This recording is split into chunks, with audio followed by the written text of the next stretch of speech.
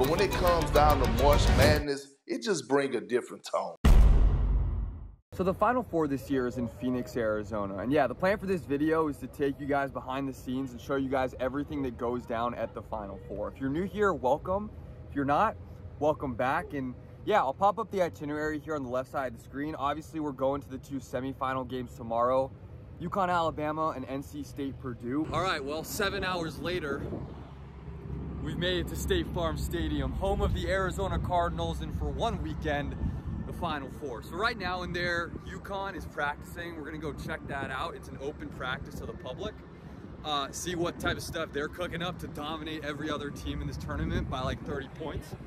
And then, what's up, brother? Hell yeah, bro.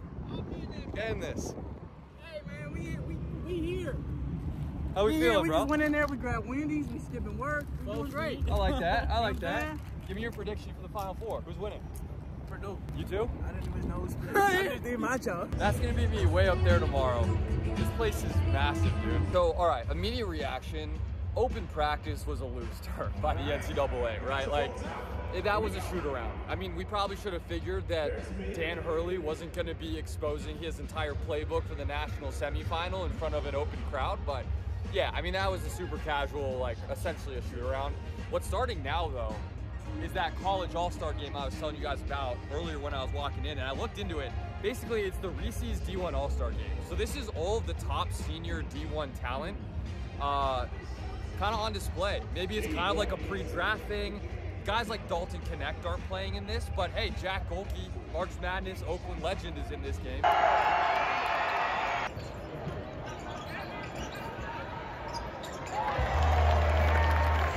John East the second. All right, so I left. A little bit of a strange jump cut, but yeah, I'm back here at the Airbnb where I'm staying in Arizona. Honestly, I just got tired. I was driving for 7 hours today. Didn't really want to stay another 3 hours at a pretty dead game, but good news is we got a pizza, courtesy of the sports partnerships team at Threads. They did a giveaway with Jay Billis, and I guess I won. They sent me a pizza. Shout out to them. Not even a brand deal. Quick review, Streets of New York Pizza, Phoenix, Arizona.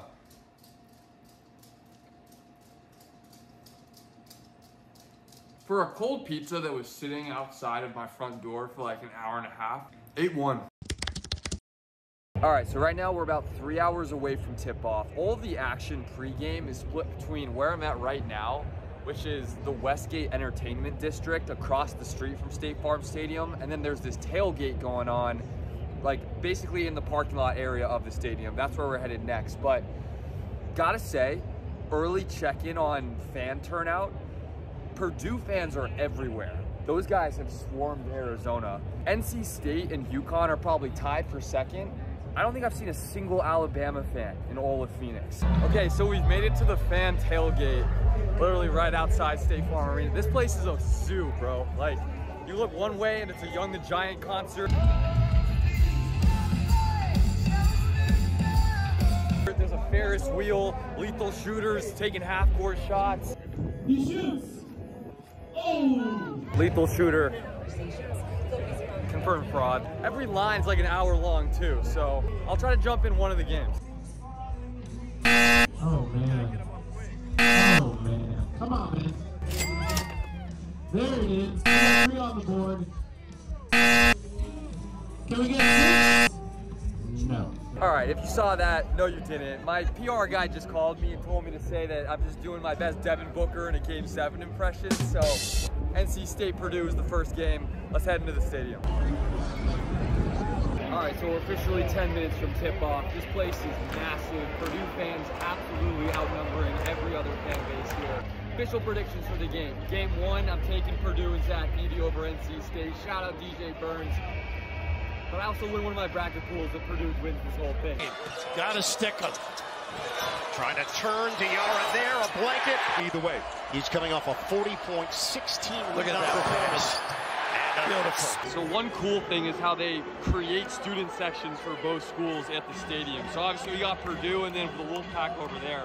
And they travel the bands too. So it creates a better atmosphere despite being away from home. Without DJ Burns on the bench with 2 fouls. He's so active. Horn, automatic. What about it? Gets it back. Horn will line it up. Splash. It's helping out. Edey, kick. That's big. Connects from the outside. All right, so halftime update. We got a 6-point game. NC State's hanging around, man.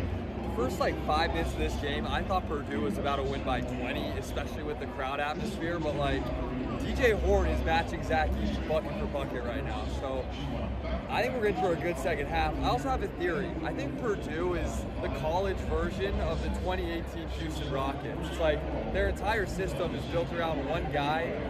Everyone hates him. Not fun basketball to watch, but it works, and he's just surrounded by good role guys that know what to do around him. Captain Wren kicked. Jones got a three. To Burns. Burns goes to work against Edey. Drop and fade. That is nice. You gotta watch Edey here on a quick lob to the basket. Jones goes down. Lob it. Edey.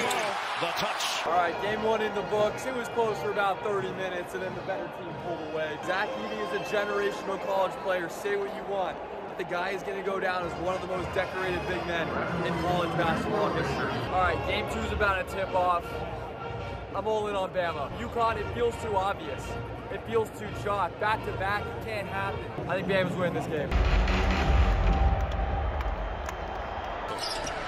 Estrada, give it up. Nelson fires. Connect. Castle's so good at getting into the paint. Well, they just want him to, if he makes the three, so be it. Yeah, they dared him, and Castle did trail for 21 seconds here. Maneuvering on the inside. Bama can take the lead. Early offense. Weitzel got a three. Don retains it.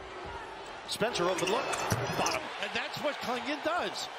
That big wide body. The halftime entertainment right now is a Team USA versus Puerto Rico 3-on-3 game. Jimmer Fredette is on Team USA. I think he has maybe every single one of their points. Classic Jimmer. Newton. Pretty. Stephon Castle's a problem, bro. It's 5-on-4 right now. He's slow to get up.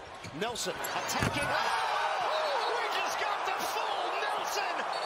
Newton with the fine. Cutter, Nelson, get it out of there, Klingon. Spencer. Pretty good. Oh, that's Klingon. Big time float.